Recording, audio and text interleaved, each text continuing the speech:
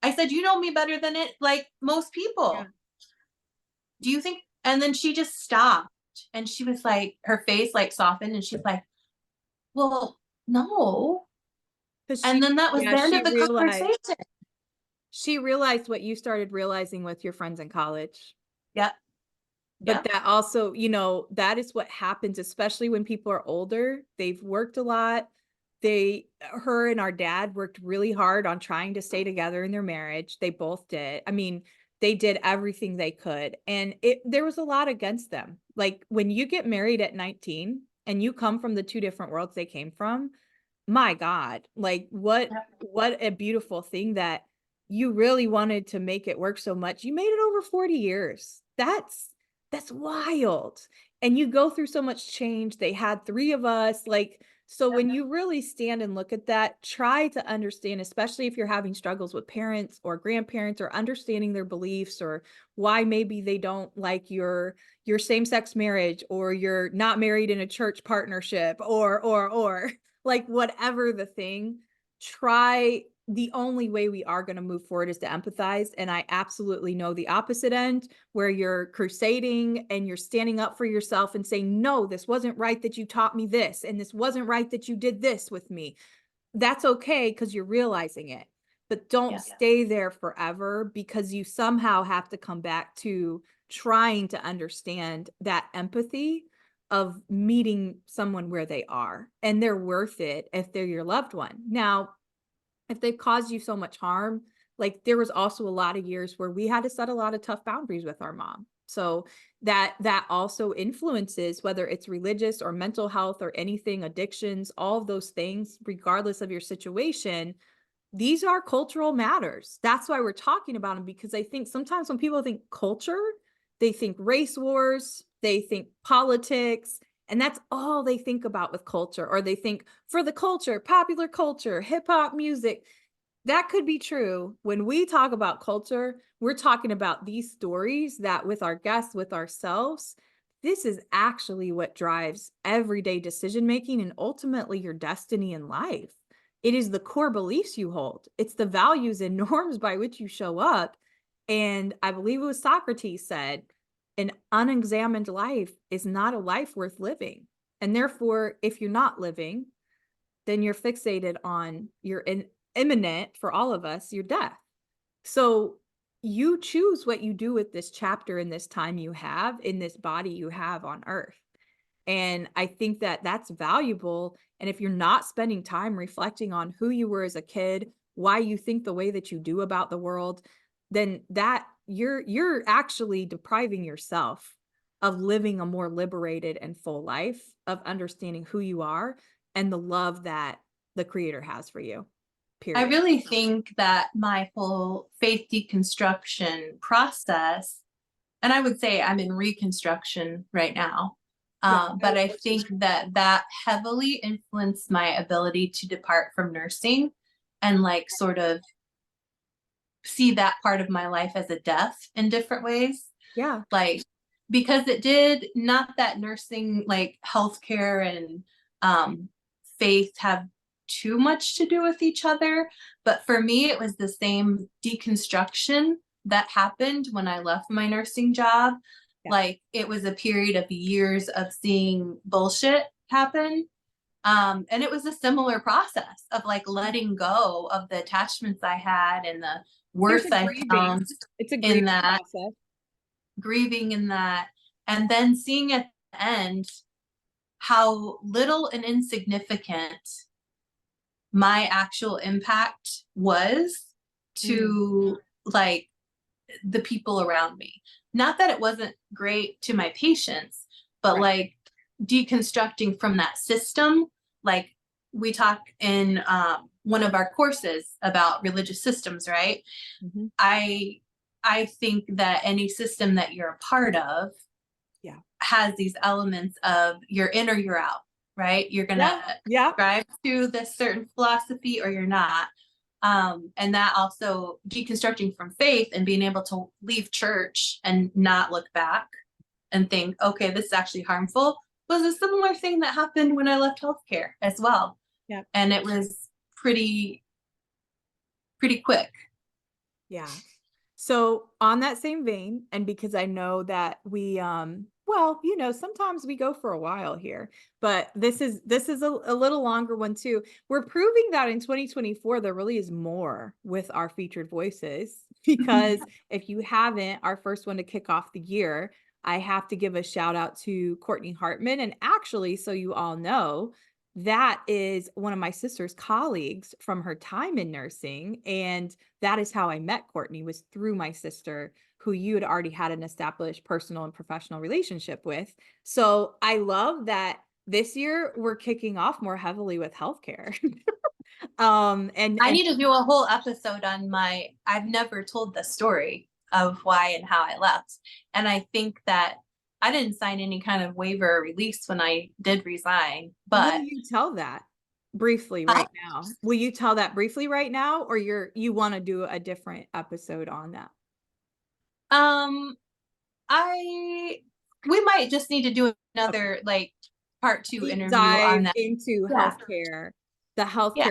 the I institution would of like to do an healthcare, episode because together on I, that. yeah, okay. Yeah. We'll do that. So if you follow this or you're in healthcare or this piece your interest, we'll do a separate one because you all see me do specific stuff about K-12 because that's been my career too.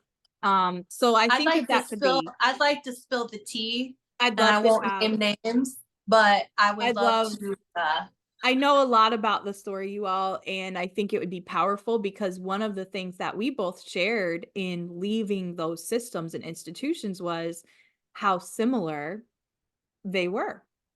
And yeah, wouldn't and you good know, the education. same similarities are exactly what we've named, regardless of the religion, in today's episode, as far as institutionalizing whatever the beliefs are, whatever the organizational practices are. So, I also want to talk to people about how to find good healthcare. sure. Um, because it's difficult even as a former nurse, like And it's very people difficult need right to hear now to do that that. because Kara knows that that has been a huge struggle for me and my partner as entrepreneurs. And it's been hell. I got scammed by a company, so much so that ABC Houston reached out to me because I reported them. And they were in numerous lawsuits. Like, it's wild, wild west. And I think that could be fascinating even for our international listeners to know, because Yeah. there is a lot of Americans. I'm going to say something that might be very unpopular. And it's through the lens of my own truth, and also talking to many friends. Just spent 2.5 hours catching up with a colleague in Costa Rica yesterday who's an expat from the US. And she made a comment at one point like, well, a lot of the world can't stand Americans anyways. That's So true. it's true. And I'm saying this not only because around 50% of our listenership is in North America, but then we also have global audience and some consistent listeners from around, multiple countries, over 35 at this point. So when you think of that, and I would encourage anybody who's listening, and maybe we can find a resource to link it. If not, please Google, because you'll find what you need to find. There are lists that exist, and it's not just by WHO, the World Health Organization. There's all types of different research ranking things like quality and access of healthcare, reliability of internet, Wi-Fi, equity in schools, and performance in reading and mathematics, like all of the countries of the world, pretty much. And I'm gonna say this again, it might be unpopular, or you might say, I don't even believe you. The US, even with access to natural food, resources, etc., we are bottom of the list for many of these things. So I am not saying that there aren't cultural greatness things that the world looks to about the States, but I am encouraging specifically our American population who is listening to this. I need you to understand, especially if you're going to travel internationally, you need to understand that often, similar to what we talked about with our church experiences, a lot of the blueprints in the United States go back to self-serving bigger entities and corporations solely for power and money. And because of that, they will lie through media, and they have for centuries, of we're the best. We're the best at this. this is the best. Now, is there a lot of privilege to not having to import things or vice versa? Like, of course, there's also privileges that Americans We do have, import, but we I import a mean, lot of a things. ton. Yeah. So, like, I would just challenge you all, especially entering into a big election year and with much animosity happening all over the world, please understand context and culture. And if anything, start to ask questions because things are not always as they seem. And it's not about just watching a news channel. Here, news is just entertainment, anyways. And guess what? If it were really news, there wouldn't be commercials. There's an Correct. agenda behind everything because it's actually entertainment. So like I put that out there not as a heavy conspiracy theorist, but as a person who wants to encourage you to get compassionately curious, especially with the times that we are living in and approaching the things you see happening with the economy. Please do that homework. It doesn't mean that we don't support those who serve in the military or things like that. No, it means, hey, wake up.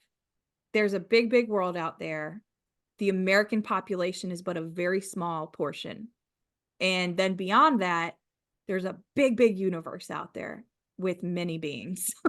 And And remember, humans you are just one. ultimately, we're each accountable for um The beliefs we hold. who we support in this world, right? So if I would not feel safe leaving my daughter alone in a room with a certain politician or a group of politicians, I'm not going to vote for them. I don't care who they're affiliated with.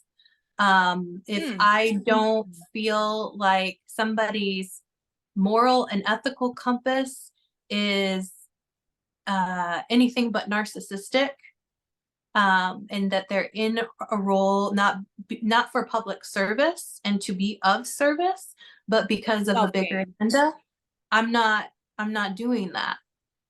And I'm going to speak openly and honestly, and I'm not going to have these black and white ideologies, and I'm going to look at things fresh every time they come up, and I'm going to examine my ethics, because I feel in every situation, whoever we prop up, though that is a reflection upon us as the culture, right? So we can look at our Congress, for instance, at the moment is a circus. It's a clown show. Yep. It's undignified and not fitting for a person that serves the office of the United States. But we are responsible for that, right? We have nobody to turn to and look at but ourselves. And I think that speaking truth always, no matter what you think you should say, going back to this whole conversation, just because you're told you should say it so you can be part of this group doesn't mean it's true. Yeah. So rapid fire. This next segment we call FAQs, frequently asked questions. And it is, what are your most frequently asked questions I've just got 2 rapid fire from you. As a mom in your house, what's one of the most frequently asked questions? What's for dinner? Yes. Okay. No, next one. This is a juicier one. And I know a lot of the stories, y'all, so I don't know what she'll share. And it's not a question. No, I need to shift it. No, ask me. Just do it's it. not frequency. It's what was one of the wildest questions you got asked as an ER nurse? That even when you got home, because my sister's very good at keeping it together. We both do well and like despite when you see us crack up or have tears.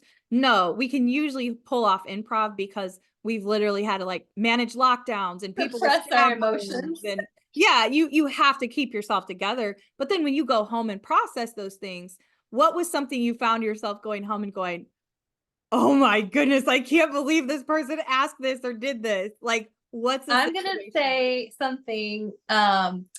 So there was a binder. What? I don't think I know this. Ooh. Of pictures of objects, found objects. And I'll leave it up to interpretation where you think they were found.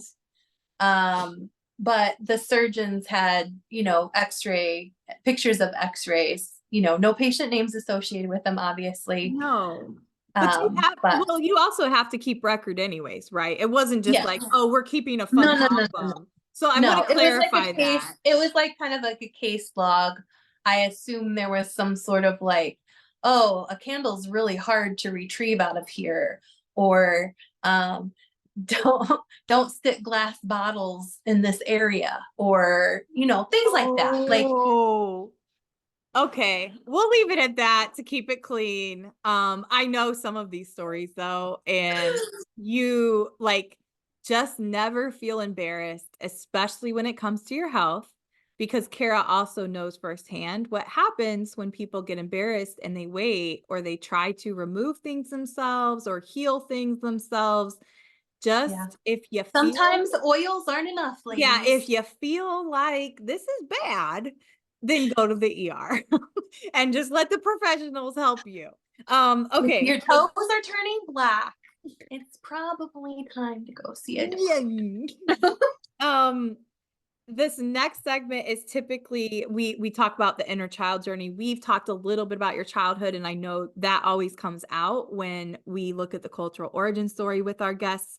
So, Kara, for you, what is one principle that little you, so 7 or 8-year-old Kara, that you lived by and you can still trace to this day and go, yep, that's still true. That's still who I am. So really exercising your inner child, what's a principle that you felt this was really a part of who I was as a kid and it's still part of who I am today that you can offer to people? I'm And going. it served you well. It served you well, whatever the thing is. So I think I addressed it a little bit earlier, but I always move towards the things that my instinct um, leads me to in different ways. So you listen to And that inner voice, that intuition, and you trust I it. approach that with like, a slow pace and curiosity. Obviously, I'm not a big person to like dive headfirst into things because, and not that I've been burned so many times, but I just I don't have the energy to dive headfirst, honestly, into a lot of things. Watches Like, me. She watches me do it and crash and burn. no, No, I'm it's kidding. just the energy, the energetics required to jump headfirst into something is not something that that's It, not it's a different, my it's demeanor and human. Yeah, personality. human design and personality is the difference. Yeah. So always that, and always like, I look at my life as like kind of like a river with a bunch of little winding streams off of it. And I might meander down this stream and then be like, oh, there's just mud here. I'm going to turn back around and go back to the river. Or I'll come over here and, oh, there's a beautiful apple orchard or a strawberry patch. I'm going to hang out here for a little bit. That's kind of like I feel like my philosophy is shift. Like, I can always shift. And that is a saving grace because there's no shame in it. I don't quit things easily, but I also don't stay in things that don't serve me out of obligation. So We have a guest who's come up. She might have heard her auntie. uh, She might have my heard favorite her furry auntie's niece. voice. She might have heard her auntie's voice. Okay, co-host. There you go.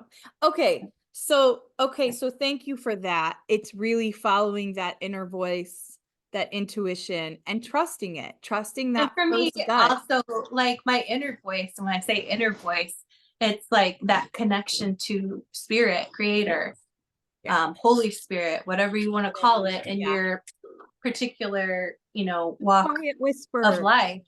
the inner knowing, the quiet whisper. It's Yeah. sometimes also that bubbling almost, how I feel it, of like, it's your alert system too, of, yeah, if you feel that way around someone, you need to listen to it. And of course, reflect on it, make sure you're not operating in bias, but more times than not, and this is not just Kara, I think with most human beings, if you're really connecting with God and you're trusting that intuition and that inner voice, it's not going to steer you wrong. And when I've gone against it, I should have listened to it. So I appreciate that. And I love that about you too. Final thing, unapologetically living out my purpose. This is always our final segment where we ask our guest. What are you working on now? Where can we find you? What are you excited about? And what should we look out for with Kara Gonzalez-Howard in 2024 and beyond? Well, where to find me? You can find me here on the Educator Aid YouTube channel. I do a workplace wellness episode usually about once a month. Yep. I have an Instagram. It's at Glam Gourmet Home, but honestly, I don't post that much there. That is something that I'm burnt out on social media. So I usually get on like once a day to look if there's any notifications. Yep. I'll like maybe scroll once a week, maybe post once a week, something. I'm just burnt out right now. But in 2024, I would like to, I have a lot of passion for cooking and gardening. And I find those kind of content videos like very benign and relaxing. So I'd like to start creating some of those types of things myself. Maybe some more makeup tutorials, and I used to do that quite a bit, not so much for like trying to sell something, but just because I enjoy it. And I want to find creative ways of, I want to work on my videography skills and my editing skills and things like that. So if you want to follow me, you can. If you're like, oh, you're lame and you don't post, that's okay too. I don't care. I really don't care. Okay. Now, I do want everybody to follow at Sketchy Therapy on YouTube. We'll link that in the show notes too. Yeah. That's just giggles upon giggles. We have so much content. It's ridiculous, but it is such a good outlet, and I am really passionate about that. I also have a children's book that is going to be coming out hopefully in 2024. I know my publisher is backed up a little bit right now with some other projects they're working on, and so that book hopefully will be getting into illustration in the next couple months. And yeah, that's just a book that I wrote specifically about, like, the characters are me as a little girl and my husband, who I think he was as a little boy, and we go on adventures together. And yeah, it's got social meaning. I'm a magical character, by the way, if you all wanted to know. Yeah, I'm a magical character. I call my sister Teeny. All the nieces and nephews call her Aunt Teeny. That's my family nickname. So now y'all know. And the only one who called me just Teeny was my mom. So we that is a special work for me, and patiently but also impatiently awaiting its release. It's a beautiful, beautiful text. Yeah, I'm honored that I got to. It's about using your imagination, acceptance, storytelling, all of those things. So okay, I have a really serious question to close us out. And I don't usually ask a question like this. I know with Courtney, she wanted to talk a little bit about her experience working with you and I in our EVA program. And that was kind of how we ended her interview, because that was part of her unapologetically living out of purpose, starting her company and stuff, and doing really well with all of that. This is a serious question. So me and my sister, we have had a tradition. We've always done sisters trips over the years. They were girls trips when our mom and sister-in-law were included. Our nieces were coming up, Kara's daughter. And to this day, Kara and I now do multiple like corporate retreats, so to speak, for Educator Aid. We're looking at how to expand those opportunities slowly and in a small way in the coming years. But we will be traveling to Puerto Rico in a few weeks, actually, together.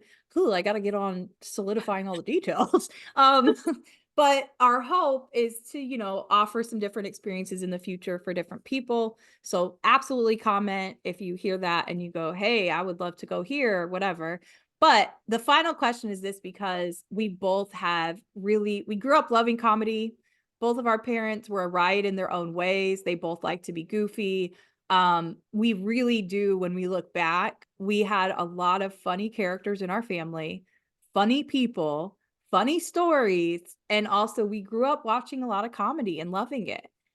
So we have an appreciation for that. And more recently, in the past 5-6 years, we actually we've gone to different comedy shows or different, like looked into different ones, all of that. we followed a lot more podcast industry past 5 years, I would say. Kara's turned me on to a lot of comics I didn't know about, vice versa. So currently right now, and if you haven't, go back. We did open this year with an episode analyzing Cat Williams' interview on Club Shay Shay. So if you haven't, you can watch that one. But here's the question. Sorry, that was very long. You get to sit down and spend an evening having drinks with a comic. Mm. Which of You these? already know. No. Which of these three? I'm only giving you three options. Which of Okay. these three? Which one are you choosing that you're having drinks with and you get to just hang out with? Okay. Conan O'Brien, Okay. Cat Williams, Okay. Theo Vaughn. You already know. Really? Yes. Okay. I'm predicting you're gonna say Theo Vaughn. Yes. Okay, tell the audience why though. Who is Theo Vaughn? Because Kara is the one who introduced me to him. He definitely, I mean, especially if you want to be pushed and you aren't from a more conservative lens, he definitely has some more conservative guests. He definitely has a specific lens, but it's also why he has a very large following in the United States and also Australia. I believe he does pretty well in Pacific Asia region as well and does some stuff over there. But why?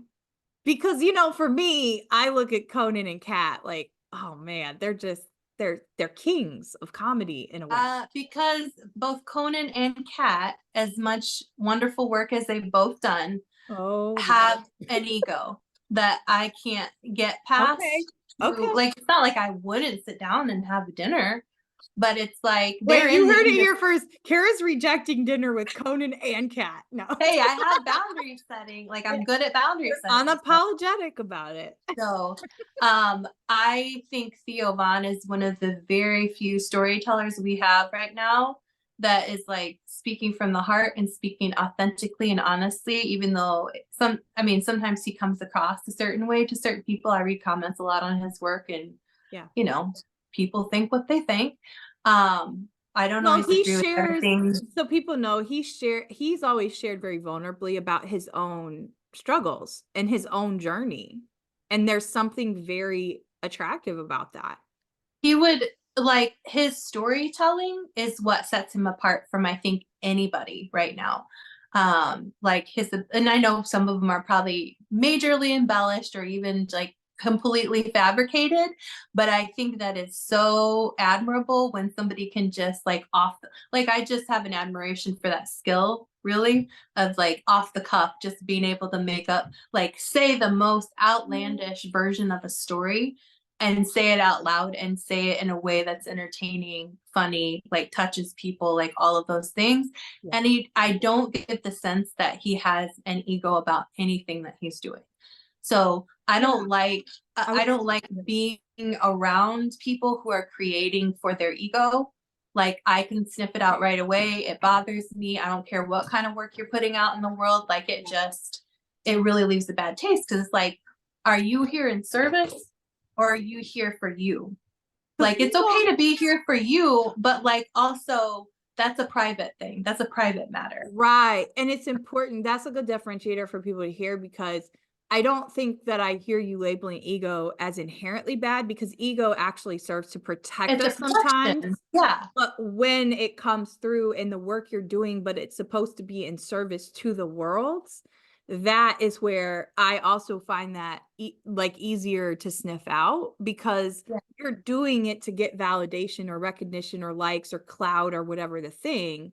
And that tells me you're still actually operating from a fear base, instead of just saying, like Kara said, we're going to embody ourselves and it is healing for us and it's entertaining for us. We are going to keep creating, no matter. We're not going to be for everybody. That's nobody. Okay. Yeah. If nobody ever sees it, likes it, or anything, because it's fulfilling for us, it's meeting a need for us, and it's enhancing both of our careers. And it has, to be honest with you, in how we approach facilitation, speaking, like all the things we do in our consulting lives. So he also just says some things in ways that I'm like I love it when people actually say what they think. Like Yeah. he says some crazy stuff sometimes. And it's like, oh, I'm not afraid of you because you're actually who you say. Like, I don't No, know him, the obviously. man most recently, one of the most recent interviews, Tucker Carlson, and gets into a whole conversation about politicians who do cocaine. Yeah. Like again, he is just unfiltered. But what I will say, if you're not been introduced to him, or you're like, yeah, I see some of his crap or whatever, I would say, if anything, go back. And this is how I was introduced to him, through Kara. And at first, I also was like, oh, okay, all right, he's got a mullet. Okay. But then immediately from storytelling, I'm like, oh, he's a third culture kid like us. Oh, he likes XYZ. Like, because of that storytelling, there is going to be something that you're able to connect with. But I would say start with his material that was part of the Dark Arts tour. Yeah. And that is what actually tuned me into him. And you see it just like you see with anyone, when he's partnered or had segments at times, you and I haven't watched him as much. And he's influenced by those things. And now I think he's also in this era where he's established his voice enough. We've seen him in person in Chicago. Like, he's established that, where we've almost witnessed him dying some of an ego death, in a sense. But those, to me, were some of the first you saw in like 2018-19. He was the first, especially male comic, to just be open and honest and be like, ooh, it's tough out here. And he would take calls and these are men who are saying, hey, I'm a trucker in such and such place. Hey, I'm a plumber and such. And they're bearing their soul, saying, man, I struggle with this. And he's affirming and saying, brother, I did this with blah, blah, blah, blah. Like, so I think that is honestly what really warmed me to going, I like him, even though I don't He everything he interviews says, I like he'll him. interview a garbage man in New York City the same way that he Yep. interviews I don't know who's one of Tony his Robbins. Tony Robbins was one of his. Tony Robbins was Yeah. just on. And I I'm not think a huge Tony which is Robbins fan, funny. but it was very entertaining. It was. And if you watch it, I've watched part of it at this point. What I also loved was, I noticed, and I was watching for it, you see Tony Robbins actually have discomfort with some of the questions, because he's almost like, Yeah. what do you mean? Because he's so regimented in a very keynote motivational speaker way. And He Theo's like, cracks people open. yeah, exactly. And it's like, he almost didn't know what to do, and he even said, I think at one point, like, Theo, I've never met someone just so boldly on, like, so I relate, because I receive that feedback a lot too. Yes, It brings people out, but there's a delicate dance of how to do that, and how to make sure that your guests and your colleagues are comfortable with that. And I'm biased, but I do think third culture kids, especially, and if you know anything about his story, his father was in his 70s when he was born. Like, Yeah. he learned how to navigate a lot of worlds all at once, and still be himself. And I think that is something that definitely, when you shared him with me, I'm like, okay, I get it. And I understand. But that is what turned me on to him initially. So if you search like Theo Von Dark Arts Tour, there's probably going to be some initial things that hit you really well. Then you see the time periods he struggled with addiction at different points. So you do see some episodes where he's got on the glasses and you're like, uh-oh. What's going on? And that's not a judgment. He's very open and talks about all those things. So, okay. I just had to ask. I had to ask, in 2024, where are you at with that question? But I don't know. I don't know who I'd choose. I think I'd go with Conan. Conan just has so much depth, and I feel You like and him would get into some trouble. yeah, I could take him toe to toe with pranks, and like I could be Jordan Schlansky, but even hotter. If you guys watch him, that's his annoying producer who's like, why are we doing this? What's your goal here? Is this all about you again? Okay, well, sister, it's been a pleasure as always. We've gotten the opportunity to not only record ourselves since we were kids, but also have multiple podcasts, and and different ventures in the past few years together. So I'm honored that you're officially Well, not multiple yes. podcasts, one other podcast. Well, yeah, but then we did like a series on deconstruction of faith and like we've Yeah. done some different creative We things. dabble. We go down the Yeah, river. we dabble, we try things because it Yeah. sharpens our muscles and lets us know, yeah, no, we don't want to do that again. Or Usually oh I'm yeah, we want attracted creatively to things that are going to enhance other things is where I'm lacking really. So well, thank you for being here. Viewers, listeners, again, make sure you hit subscribe or follow. It's been a pleasure to be with you on this episode of the Cultural Capacity Podcast. And let's remember, as we go about our lives in this busy planet Earth at times, let's continue to get compassionately curious together. Until next time, take care. And this is the Gonzalez sisters signing off.